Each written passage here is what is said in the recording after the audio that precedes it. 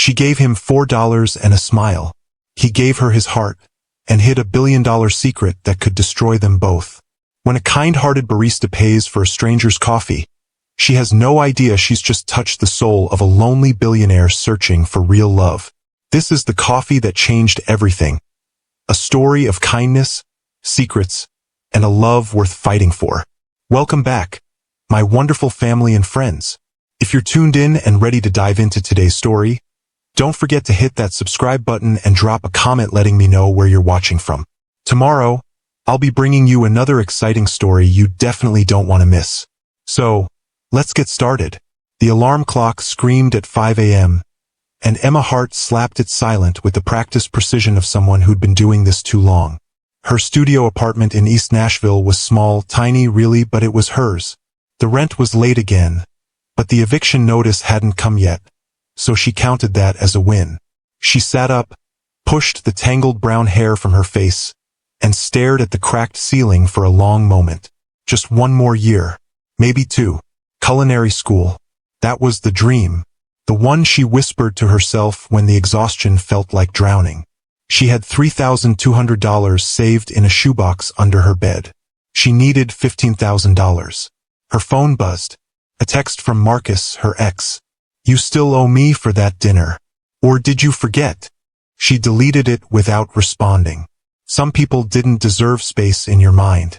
Marcus had spent 2 years making her feel small, telling her that her dreams were cute but unrealistic, that she should be grateful he even stayed. When she finally left, he made sure she knew she'd never find better. She was still trying to believe he was wrong. By 5:45, she was out the door, walking the 6 blocks to the Brew and Bean, a cozy coffee shop tucked between a vintage record store and a taco joint. Nashville was waking up around her. Joggers, musicians carrying guitar cases, the smell of biscuits from the diner on the corner. She loved this city. It had a heartbeat. Inside the shop, she tied her apron, turned on the espresso machine, and let the familiar rhythm take over. Grind the beans, steam the milk, smile at the customers. Repeat. This was her kingdom. Small, maybe, but it was hers. Across town, Daniel Cross stood in front of a wall of windows, staring down at a city that felt 1,000,000 miles away. His penthouse was silent. Too silent. 32 floors above Nashville, surrounded by marble countertops, original artwork, and furniture that cost more than most people's cars. He felt like a ghost. His phone buzzed. His assistant, Caroline. "Your 9 a.m. is confirmed. Stephanie Lauron. Model. Her agent says she's very interested in getting to know you better." Daniel's jaw tightened. He typed back, "Cancel it. 3 dots. Then, again? Sir, you've canceled 4 dates this month." He didn't reply. What was the point? They were all the same. Beautiful women who laughed too loud at his jokes, who looked at him like a prize to be won. None of them asked him what kept him up at night. None of them cared that he couldn't remember the last time he'd felt seen. He was 34 years old. He'd built Cross Global Enterprises from nothing after his parents died in a car accident when he was 19. Forbes called him a self-made billionaire. His competitors called him ruthless. He called himself lonely. Daniel walked to his closet and pulled out a pair of old jeans, a faded University of Tennessee t-shirt, and a worn denim jacket. He looked at himself in the mirror.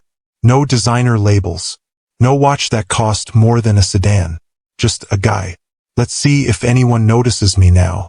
He grabbed his wallet, but left his black Amex card on the counter. Instead, he tucked in an old debit card he hadn't used in years. One linked to an account with $50 in it. He wasn't sure what he was looking for. Test, maybe. Proof that kindness still existed outside of transactions. Or maybe he just wanted to feel human again. By 7:30 a.m., he was walking down Broadway, hands in his pockets, blending into the crowd. No one looked twice. For the first time in years, Daniel Cross smiled. He turned down a side street, following the scent of roasted coffee and cinnamon. The sign above the door read the Brew and Bean in hand-painted letters. Through the window, he could see warm light, mismatched chairs, and a woman behind the counter. Something pulled him inside. The bell above the door chimed, and Emma glanced up from the register. A man walked in, tall, broad-shouldered, with dark hair that looked like he'd run his hands through it too many times. He wore jeans and a t-shirt that had seen better days. There was something about him, something in the way he carried himself that made her pause. Tired, she thought. He looks tired. "Good morning," she said, her voice warm. "What can I get you?" He met her eyes, and for a second, the world seemed to hold its breath. "Just a black coffee," he said. His voice was low, careful. "Large. Coming right up." She turned to the machine, and Daniel found himself staring. Not because she was beautiful, though she was in an unassuming, natural way, but because of the way she moved. Like she belonged here. Like she was exactly where she was supposed to be. "Rough morning?" she asked over her shoulder, a small smile tugging at her lips. He blinked. "How'd you know?" "You've got that look. The one that says you've been awake longer than you should have been." He huffed a quiet laugh. "Guilty." She handed him the cup, and their fingers brushed for half a second. A spark. Small but undeniable. "That'll be $4, she said. Daniel reached for his wallet, pulled out the debit card, swiped it, declined. He frowned. Tried again. Declined. The air shifted. Emma watched him carefully, saw the way his jaw tightened, the flash of embarrassment in his eyes. His hand hovered over the card reader like he was trying to figure out what went wrong. I'm sorry," he stammered. "I don't know why." "Hey!" Her voice was soft. She reached over and gently pushed the card reader away. "It's on me." He looked at her, stunned. "You don't have to." "I know," she said, smiling. "But everyone has rough days. Coffee's the least I can do." For a moment, Daniel Cross, billionaire, CEO, man who could buy this entire block with a phone call, couldn't speak. Because no one had done that for him in years. Not because they thought he needed it, but because they thought he deserved it. "Thank you," he whispered, and the weight in those two words could have sunk a ship. Emma just smiled. "Anytime." He took the coffee, hands trembling slightly, and walked toward the door. But before he left, he glanced back. She was wiping down the counter, humming softly to herself, some old country song he couldn't place, completely unaware that she'd just cracked something open inside him, something he thought had died a long time ago. Outside, Daniel stood on the sidewalk, staring at the cup in his hand. Steam curled into the cool morning air. He took a sip. It was perfect. And for the first time in 10 years, he felt something other than emptiness. Inside, Emma leaned against the counter, replaying the moment. The way his voice broke when he said, "Thank you." The way his eyes softened when she smiled at him. Stop it, she told herself. He's just a guy who forgot his wallet. But even as she thought it, she knew it wasn't true. There was something about him. Something that made her chest ache in a way she hadn't felt since before Marcus. Since before she learned to guard her heart like a fortress. Her coworker, Jamie, appeared from the back room. Who was that? Emma shrugged, busying herself with the espresso machine. No idea. Just a customer. A customer you gave free coffee to? His card declined. I helped him out. Jamie raised an eyebrow. You're too nice, Em. Emma didn't answer. Because maybe she was. Maybe that's why people always took advantage of her.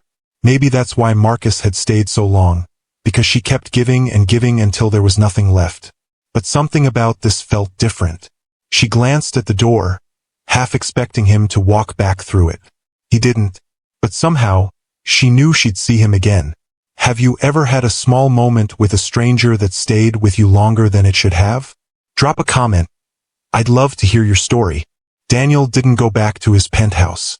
He sat on a bench in Centennial Park for 2 hours, staring at the empty coffee cup like it held the secrets of the universe. She didn't know. That was the part that wouldn't let him go. Emma. He'd seen her name tag, had looked at him and seen, what? A guy having a bad day. Someone who needed help. Not a portfolio. Not a networking opportunity.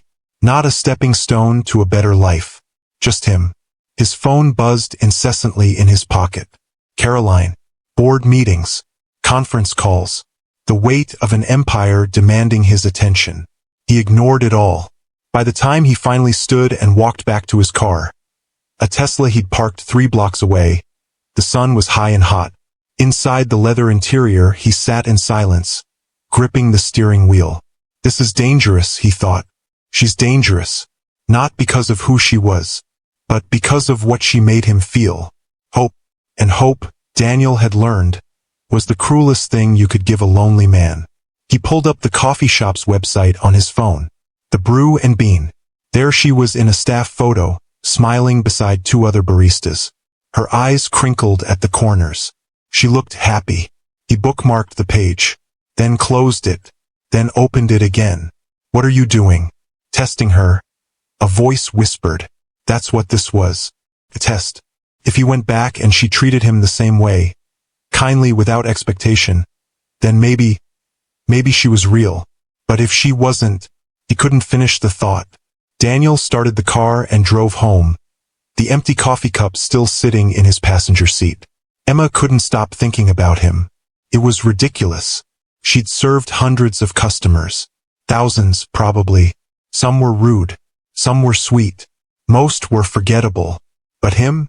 She kept replaying the way his voice cracked when he thanked her. The vulnerability in his eyes.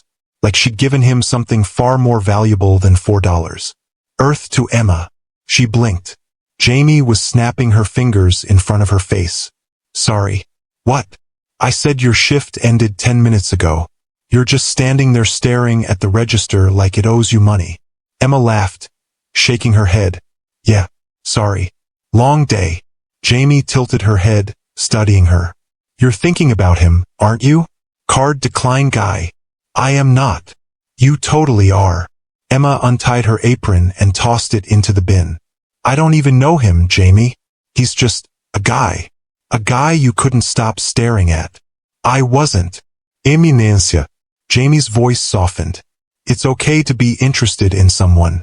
You know that, right? Emma's throat tightened. She turned away, pretending to organize the pastry case. I'm not interested. I don't know. It was a weird moment. That's all. But even as she said it, she didn't believe it. Because the truth was, she was interested. And that terrified her. Marcus had taught her that interest led to investment. Investment led to disappointment. Disappointment led to pain. And she'd had enough pain to last a lifetime. I'm going home, Emma said, grabbing her bag. See you tomorrow. Jamie watched her go, concern flickering in her eyes. Aim. Emma paused at the door. You deserve something good. You know that, right? Emma forced a smile. Yeah, I know. But she didn't. Not really. That night, Emma lay in bed, staring at the ceiling. Her phone sat on the nightstand, silent. No texts, no calls. Just her and the quiet. She thought about the way he'd looked at her. Like she'd done something extraordinary. Like paying for a stranger's coffee was some kind of miracle. Why did that feel so heavy? Most people would have shrugged it off, said thanks and moved on. But him? It was like she'd given him oxygen. She rolled over, pulling the blanket up to her chin. Stop it. You'll never see him again. But deep down, in the part of her heart she tried so hard to protect, she hoped she was wrong. Across town, Daniel sat on the edge of his bed, staring at his phone. The coffee shop's address was still pulled up on the screen. The Brew and Bean. Open 6 a.m. to 8 p.m.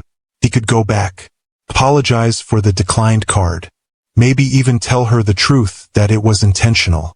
That he was testing the world. But then what? She'd think he was insane. Or worse, she'd realize who he was. And everything would change. It always did. Daniel set his phone down and lay back, closing his eyes. Let it go, he told himself. It was one moment. One kind gesture. It doesn't mean anything. But his chest ached like a bruise. Because it did mean something. It meant he wasn't as invisible as he thought. And that scared him more than anything. Daniel told himself he wouldn't go back. He lasted 3 days. On the 4th morning, he found himself standing outside the Brew and Bean at 7:15 a.m. Hands shoved deep in his pockets. Heart hammering like a teenager's. This is stupid. You're being stupid. But his feet carried him through the door anyway. The bell chimed. Emma looked up from the espresso machine, and for a split second her eyes went wide. Then she smiled. Well, she said, wiping her hands on her apron. Card decline guy returns. He couldn't help it, he laughed. A real laugh, one that surprised even him. I wanted to pay you back. For the coffee. She waved him off. Don't worry about it. No, really. He pulled out cash this time, a $20 bill. Please, let me. Emma studied him for a moment, then took the money with a grin. Fine. But only because you look like you won't sleep until I do. You have no idea. She rang him up, handed him his change, and started making his coffee without asking what he wanted. Black, large, just like before. You remembered, he said, surprised. She glanced over her shoulder. I remember all my regulars. I've been here once. Twice now. She slid the cup across the counter. Give it a few more days. You'll be a regular whether you like it or not. There was something playful in her voice. Something that made his chest feel lighter. I'm Daniel, by the way. Emma. She stuck out her hand, and he shook it. Her grip was firm, warm. Nice to officially meet you, Daniel. You too. He should have left then, taken his coffee and walked out. But he didn't. Instead, he lingered by the counter, watching her work. She moved with effortless grace. Steaming milk, calling out orders, laughing with customers. She belonged here. You could feel it. So, she said, glancing at him between orders. What do you do? When you're not having card malfunctions, I mean. He hesitated. I keep it simple. I'm in business. Consulting, mostly. Sounds vague. It is. She laughed. Mysterious. I like it. A customer approached, and Emma turned her attention to them. Daniel stepped aside, sipping his coffee, feeling strangely content just being in the same room as her. Then the door burst open. A woman stumbled in, soaked to the bone, shivering violently. Rain hammered against the windows. Daniel hadn't even noticed the storm rolling in. Oh my God! Emma gasped, rushing around the counter. Are you okay? The woman nodded, teeth chattering. C-car broke down 2 B-blocks away. I needed somewhere warm. Come here. Sit. Emma guided her to a chair near the heater, grabbed a towel from the back, and draped it over her shoulders. I'll get you something hot. On the house. Daniel watched, something stirring in his chest. She didn't hesitate, didn't ask questions. She just helped. The storm outside intensified. Wind rattled the windows. The lights flickered once, twice, then went out. Damn it, Emma muttered. Not again. Does this happen often? Daniel asked. Old building. Old wiring. We usually get power back in an hour or so. She grabbed a flashlight from under the counter and lit a few candles she kept for emergencies. The shop glowed softly, shadows dancing on the walls. Several customers decided to leave, but a handful stayed, including Daniel and the woman from the rain. Emma brought the woman a hot tea and a blueberry muffin. Here, warm up. Thank you, the woman whispered, eyes brimming with tears. You're an angel. Emma just smiled. We all need a little help sometimes. Daniel's throat tightened. The storm didn't let up. An hour passed, then 2. Most of the remaining customers trickled out, braving the rain. Eventually it was just Daniel, Emma, and the woman who had fallen asleep in the corner chair, wrapped in towels. Emma sat down across from Daniel at one of the small tables, exhaling heavily. Some morning, huh? She said. Yeah. He smiled. But not a bad one. She tilted her head, studying him in the candlelight. You're different. Different how? I don't know. Most people would have left by now. You stayed. He shrugged. Didn't have anywhere better to be. That wasn't entirely true. He had 3 missed calls from Caroline, 2 from his CFO, and a meeting he was absolutely blowing off. But sitting here, in this quiet, candlelit coffee shop with Emma across from him, he wouldn't trade it for anything. Can I ask you something? She said softly. Sure. That day your card declined? Were you really having a rough day? Or was it something else? His pulse quickened. She's perceptive. He could lie, brush it off. But something in her eyes, those warm, honest eyes, made him want to tell the truth. I was testing something, he admitted quietly. Her brow furrowed. Testing what? Whether anyone would help. Without knowing who I was. She leaned back, arms crossed. And you did. Silence settled between them, heavy and fragile. So, who are you? She asked carefully. Just a guy, he said. And in that moment he meant it. A guy who's really glad his card declined. Emma's lips curved into a slow smile. Me too. Outside, the rain poured. Inside, something shifted. Neither of them moved. Neither of them spoke. But the air between them hummed with possibility. The power came back an hour later. Fluorescent lights flickering to life with a low hum. The woman in the corner stirred, blinked awake, and thanked Emma profusely before heading out into the now gentle drizzle. The shop was empty except for Daniel and Emma. She should have asked him to leave. Her shift had technically ended 30 minutes ago. But she didn't. Instead, she locked the front door, flipped the sign to closed, and turned to him. You hungry? He blinked. What? I'm starving. And I make a mean grilled cheese. She gestured toward the small kitchen in the back. Stay. Unless you've got somewhere to be. Daniel thought of his penthouse. Cold. Empty. Waiting. I've got nowhere to be. Her smile was like sunlight breaking through clouds. They sat in the back kitchen on mismatched stools, sharing a plate of grilled cheese and tomato soup Emma had whipped up from the shop's supplies. It was simple. Perfect. So, Emma said, dipping her sandwich into the soup.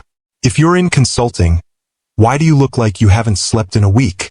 He laughed quietly. That obvious? You've got shadows under your eyes that could carry luggage. Wow. Brutal. I call it like I see it. She took a bite, watching him. Seriously though, you okay? Daniel hesitated. He'd spent years perfecting his armor. Smooth answers, deflections, walls so high nobody could see over them.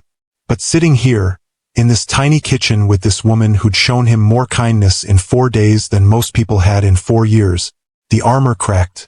I'm tired, he admitted. Not just physically. I'm tired of feeling like I'm performing all the time. Like nothing's real. Emma set down her sandwich. What do you mean? I mean, he ran a hand through his hair.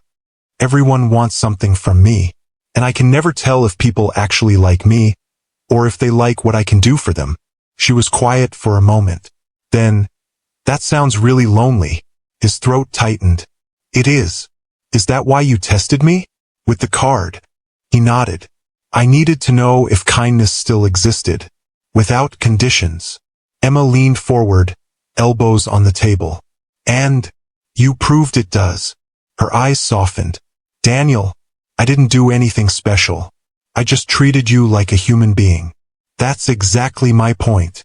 Silence stretched between them, warm and heavy. Then Emma spoke, her voice quieter now. Can I tell you something? Of course. She took a breath. I was with someone for 2 years. Marcus. He was good at making me feel small.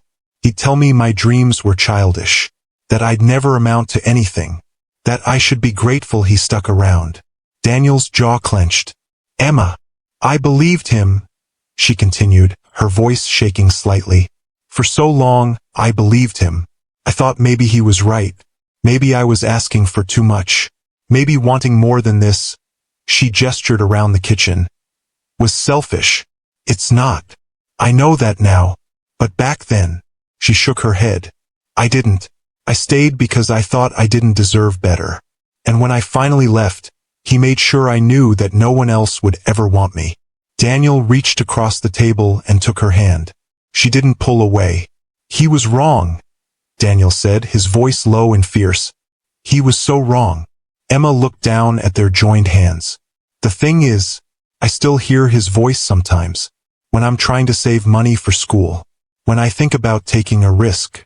When I meet someone new. She looked up at him. I hear him telling me I'm not enough. You are, Daniel said. You're more than enough. Her eyes glistened. How do you know? You barely know me. I know you paid for a stranger's coffee without thinking twice. I know you wrapped a woman in towels and gave her tea when she had nowhere to go. I know you make people feel seen. He squeezed her hand gently. That's not nothing, Emma. That's everything. A tear slipped down her cheek. She wiped it away quickly, laughing. Sorry. I don't usually fall apart in front of customers. I'm not a customer anymore. No. She smiled through her tears. What are you then? A friend. I hope. Yeah. She squeezed his hand back. A friend. They talked until the sun set, painting the kitchen in shades of orange and gold. Daniel told her about losing his parents, about being 19 and terrified, suddenly responsible for a company he barely understood, about building something from nothing because he had no other choice. He didn't tell her about the billions, the board meetings, the Forbes lists, but he told her the truth that mattered. I'm lonely, and I don't know how to fix it. Emma listened, really listened, and when he finished, she didn't offer empty platitudes or try to fix him. She just said, "Thank you for telling me," and somehow that was enough. When Daniel finally left that night, walking out into the cool Nashville evening, he felt lighter than he had in years. Emma stood in the doorway watching him go. "Same time tomorrow?" she called out. He turned, grinning. "You trying to make me a regular?" "Maybe. Then yeah. Same time tomorrow." As he walked away, Emma leaned against the doorframe, her heart doing something dangerous. Something like hope. Have you ever opened up to someone and felt truly heard? It's one of the rarest gifts. Drop a comment if you've experienced that kind of connection. 3 weeks passed like a beautiful blur. Daniel came to the Brew and Bean every morning. Sometimes he stayed for 10 minutes. Sometimes for 2 hours.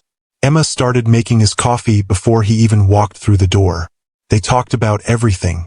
Music, books, the best taco spots in Nashville, her dream of opening her own bakery someday, his love of terrible action movies, the way the city felt different at dawn. They didn't talk about his work, and he was grateful for that. One Saturday, Emma's day off, she texted him. "You busy?" Daniel was in the middle of a conference call with Tokyo. He muted himself immediately. "Not anymore." "What's up?" "Farmer's market." "You in?" He looked at his laptop, at the spreadsheets, at the faces on the screen waiting for his input. Then he closed the laptop. "I'm in." The Nashville Farmer's Market was alive with color and sound. Vendors called out their deals. Musicians played on street corners. The smell of fresh bread and roasted coffee filled the air. Emma wore a sundress, simple yellow with tiny white flowers. Her hair was down, loose around her shoulders. Daniel had never seen her outside the coffee shop before. She was radiant.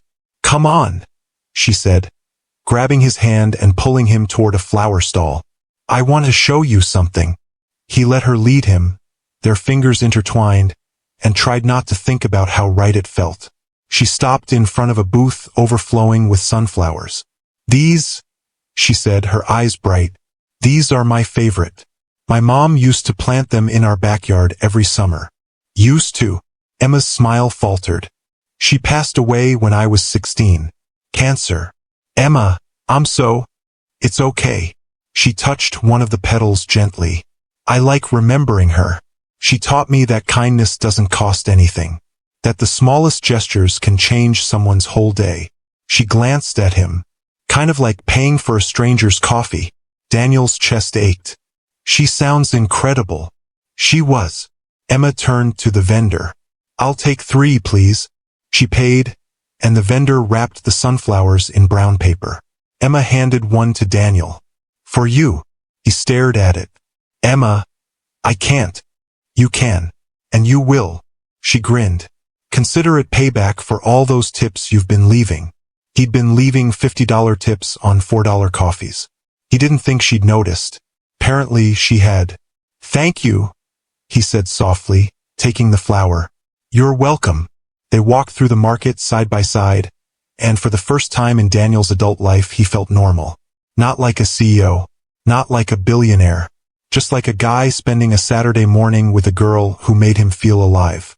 Later, they sat on a bench near the Cumberland River, eating tacos from a food truck and watching the boats drift by. "Can I ask you something?" Emma said, wiping salsa from her chin. "Anything.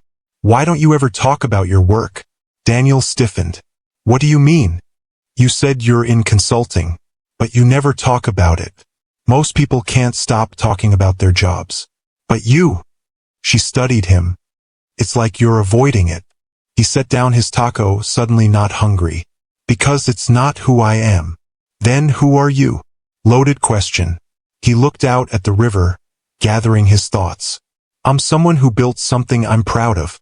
But somewhere along the way, the thing I built started to define me. And I lost myself in it." He turned to her.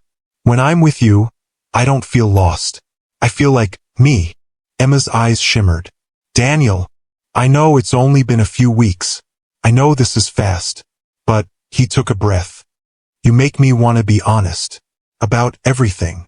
She reached over and took his hand. "Then be honest. Tell her. Tell her the truth." But fear clawed at his throat.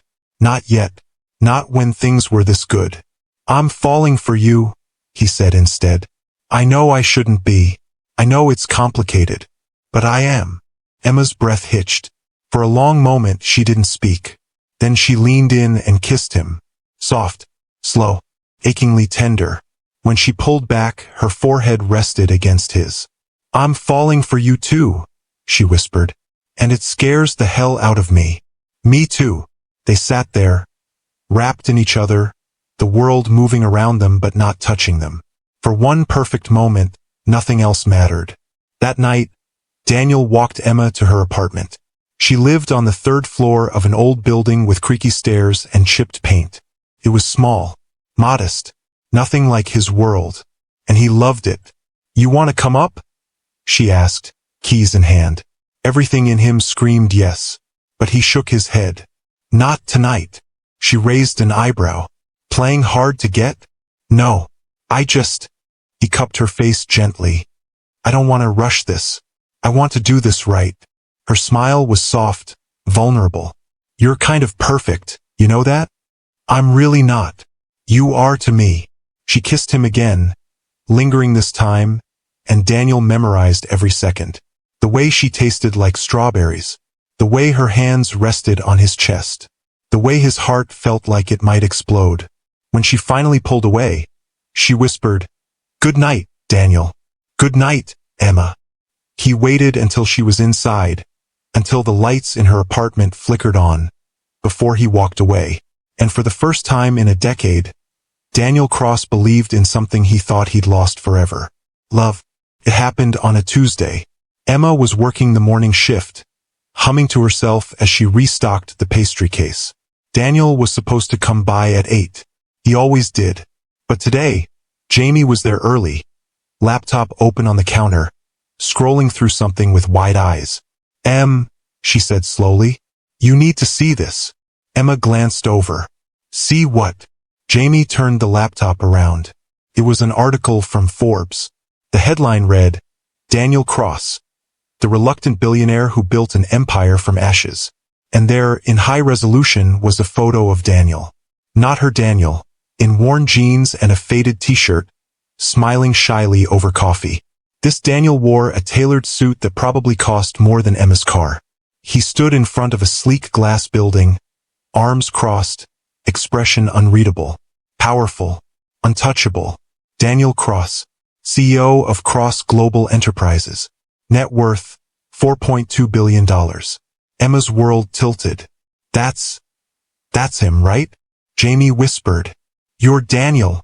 Emma couldn't speak, couldn't breathe. She scrolled through the article, her hands shaking.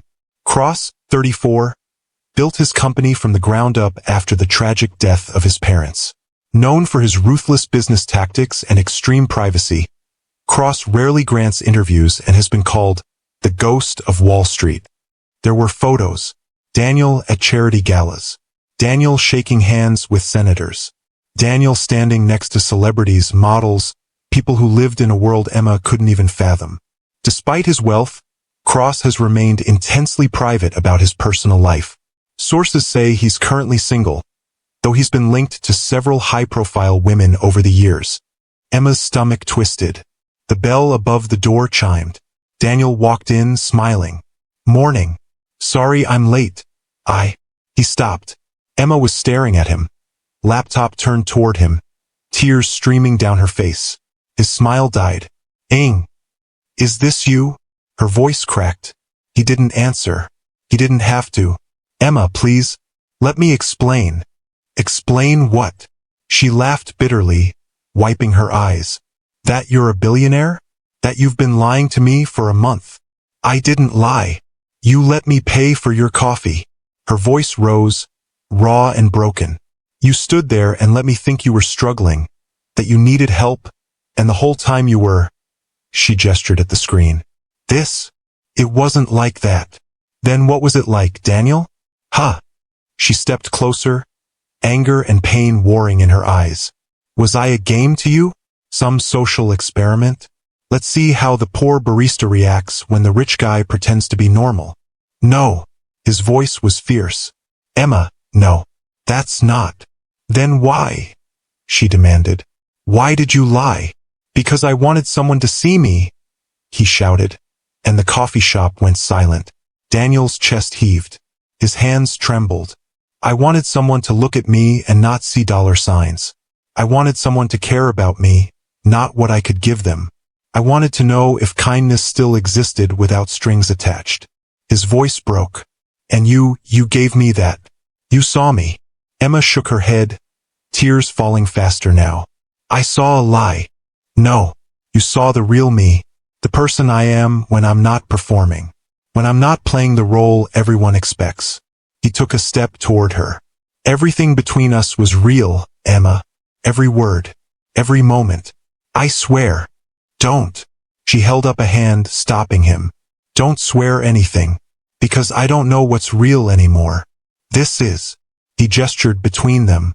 "What we have, that's real. What we had," she corrected, her voice hollow. "Past tense." His face crumpled. "Emma, please. I need you to leave. Emma, leave." The word was a knife. Daniel stood there, frozen, his world collapsing around him. He'd built an empire, survived the unthinkable, but nothing had ever hurt like this. "I'm sorry," he whispered. "I'm so sorry." Emma turned away, arms wrapped around herself, shoulders shaking. Daniel waited, hoped she'd turn back, say something, anything. She didn't, so he left. The bell chimed as the door closed behind him, and Emma collapsed against the counter, sobs tearing through her chest. Jamie rushed over, wrapping her arms around her. I'm so sorry. I didn't mean." "It's not your fault," Emma choked out. "It's mine. I should have known better. I should have known someone like me doesn't end up with someone like him." "That's not true, isn't it?" Emma pulled back, wiping her face roughly. "God, I'm so stupid. I actually thought—" Her voice broke. "I thought he cared about me, the real me, not some version of me that fit into his world." "Maybe he does," Jamie said gently. "It doesn't matter."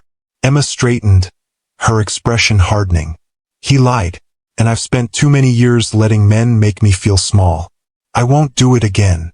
But even as she said it, her heart shattered into 1,000 pieces. Across town, Daniel sat in his car, head in his hands, the sunflower Emma had given him still sitting on his passenger seat. Wilted now, dying, just like everything good in his life. He'd done exactly what he'd feared most. He'd lost her, and this time no amount of money could fix it. Have you ever had a secret that felt impossible to share? Sometimes the things we hide to protect ourselves end up hurting the people we love most. What would you do in Daniel's shoes? Emma didn't cry after that first day. She went numb instead.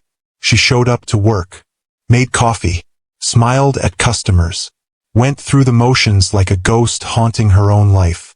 But at night, alone in her apartment, she sat by the window and stared at the city lights, replaying every moment with Daniel. Was any of it real? The way he'd looked at her, the way he'd listened, The way he'd held her hand like she was something precious. Had it all been a performance? Jamie tried to talk to her. Maybe you should hear him out. Let him explain. There's nothing to explain, Emma said flatly. He lied. End of story. But it wasn't the end. Not for her heart. Because the truth was, she missed him. Desperately. Pathetically. She missed his quiet laugh. His terrible jokes. The way he looked at her like she was the only person in the world. And that made her angrier than anything. How dare he make me feel this way? 5 days after the blow-up, a letter arrived. Her name was written on the envelope in careful handwriting. No return address. Emma stared at it for an hour before she opened it. Emma, I don't expect you to forgive me. I don't even expect you to read this. But I need to say it anyway because you deserve the truth. You were right. I lied. Not about who I am, but about what I have. And I know that doesn't make it better. I know it makes it worse. But I need you to understand something. When you paid for my coffee that morning, you didn't just help a stranger. You gave me something I hadn't felt in 10 years. Hope. Hope that maybe, somewhere in this world, there were still people who saw beyond the surface. People who cared without conditions. And then I got to know you.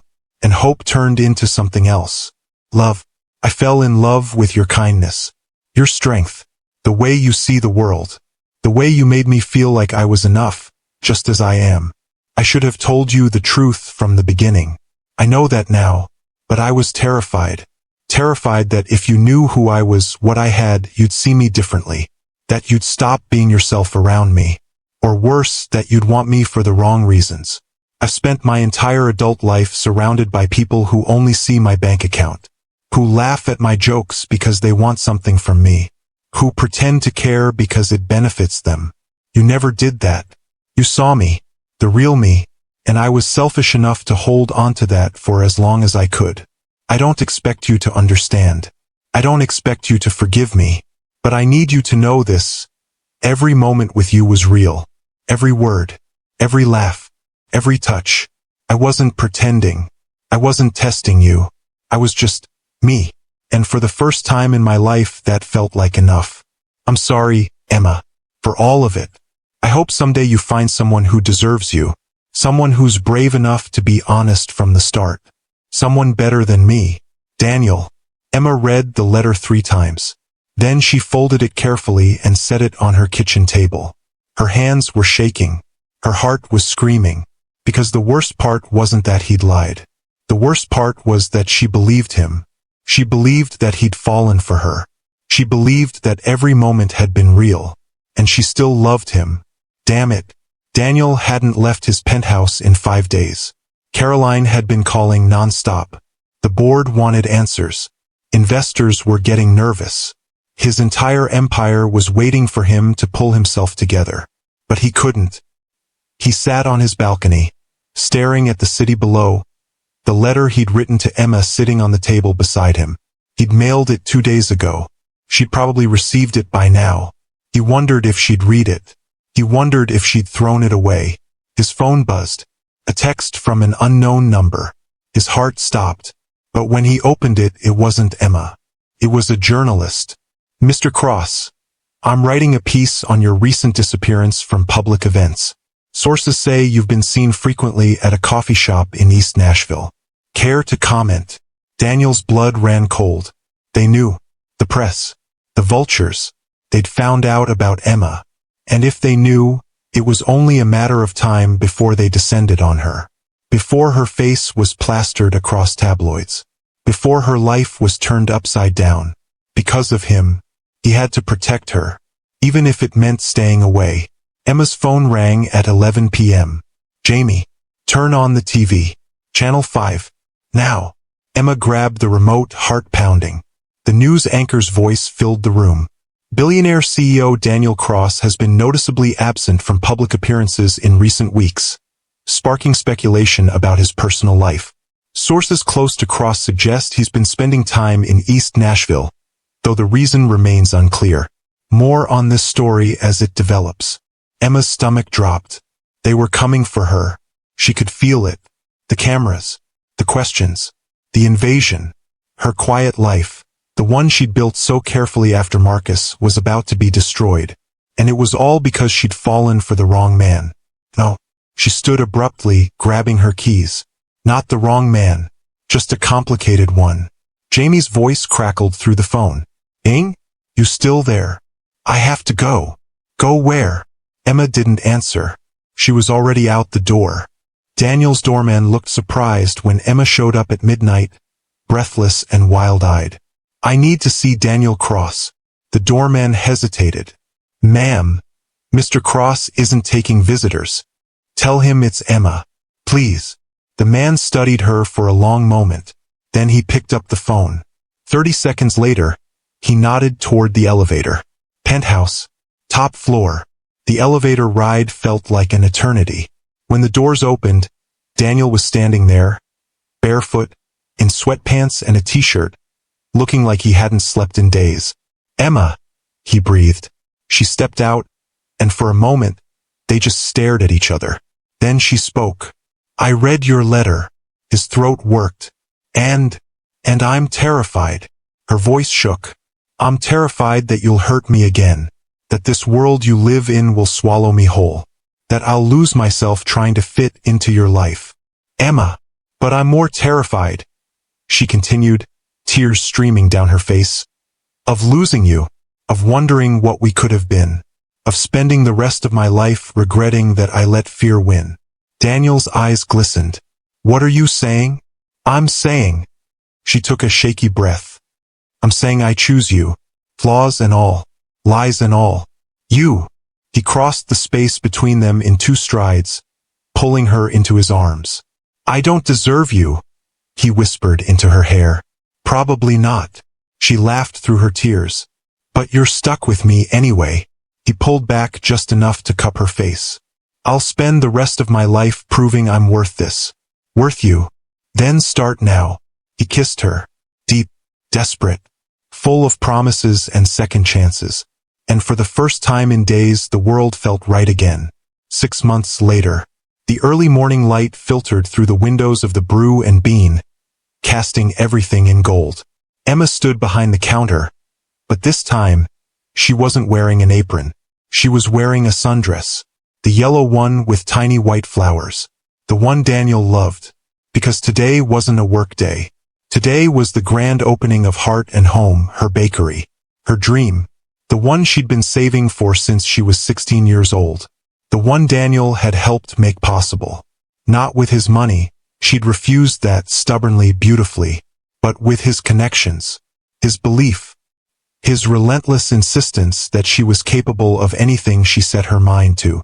The bakery was small, tucked into a corner of East Nashville, right next door to the Brew and Bean. It smelled like cinnamon and vanilla and hope. Daniel walked in carrying a box of sunflowers. "For the lady of the hour," he said, grinning. Emma's heart swelled. Even after 6 months, he still made her feel like a teenager with a crush. "You didn't have to. I wanted to." He set the flowers on the counter and pulled her into his arms. "I'm so proud of you." She looked up at him, eyes shining. "I couldn't have done this without you." "Yes, you could have.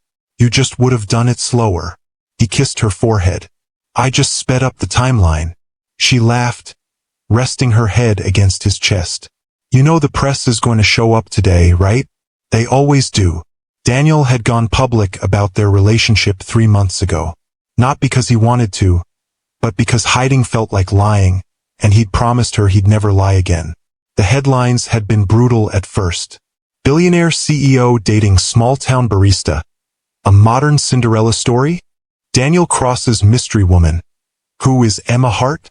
Emma had hated it. The cameras. The questions. The invasive articles dissecting her life. But Daniel had stood beside her through all of it. Fierce. Protective. Unapologetic. And eventually the noise faded. Because their love wasn't a headline. It was real. Quiet. Solid. "Let them come," Daniel said now, tucking a strand of hair behind her ear. "Let them see what we built."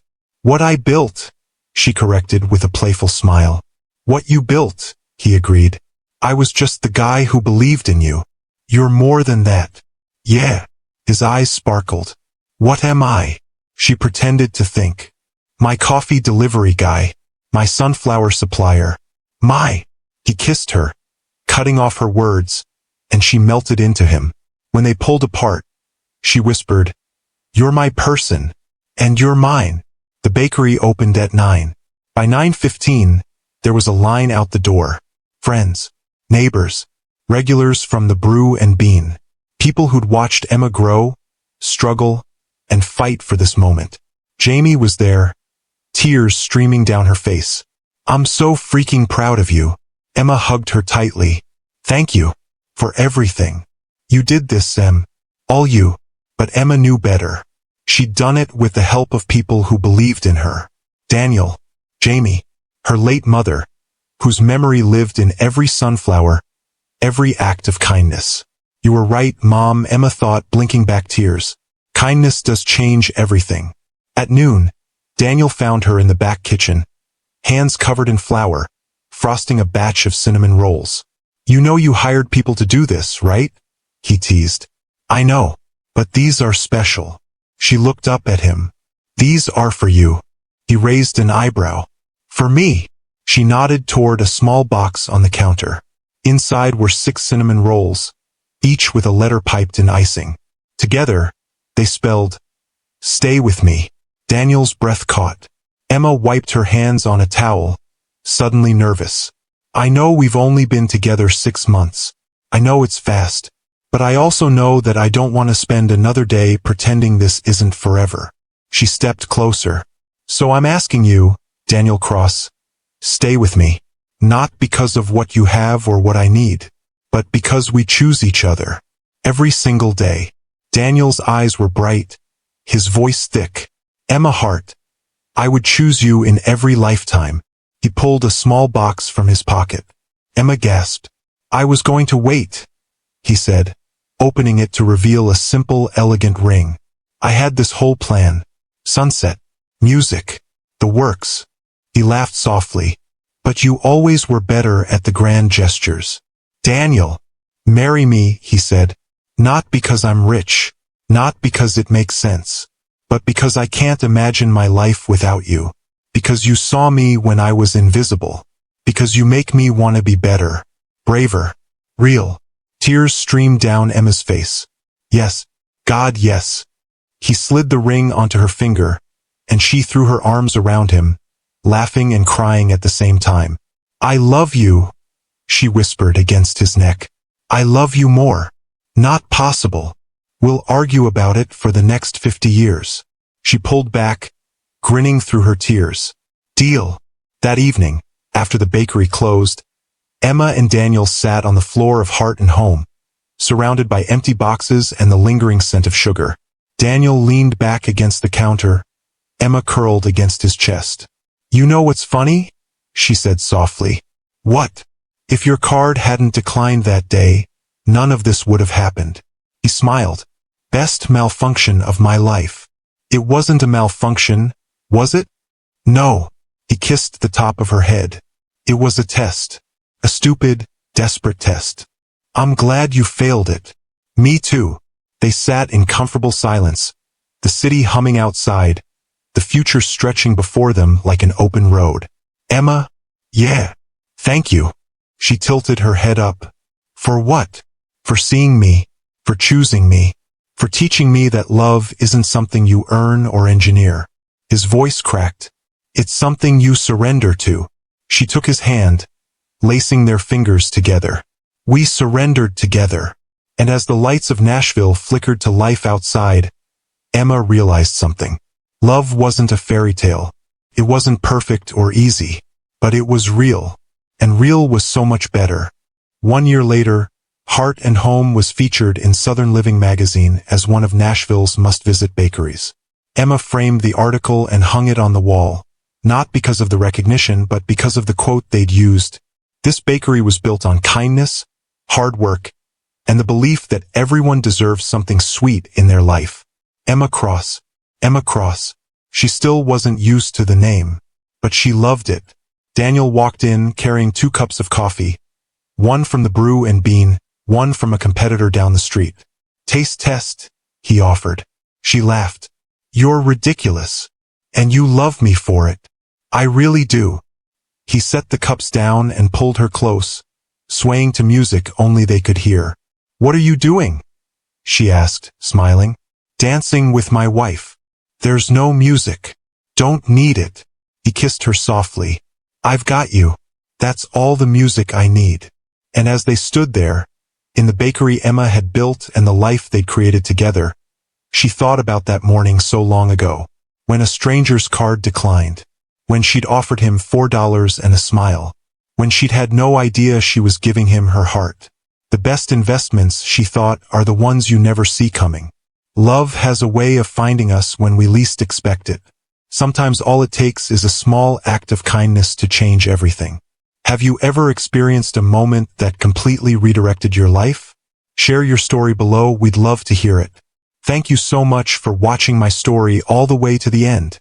Your support means everything. Don't forget to subscribe to my channel and drop a comment below. I'd love to hear your thoughts.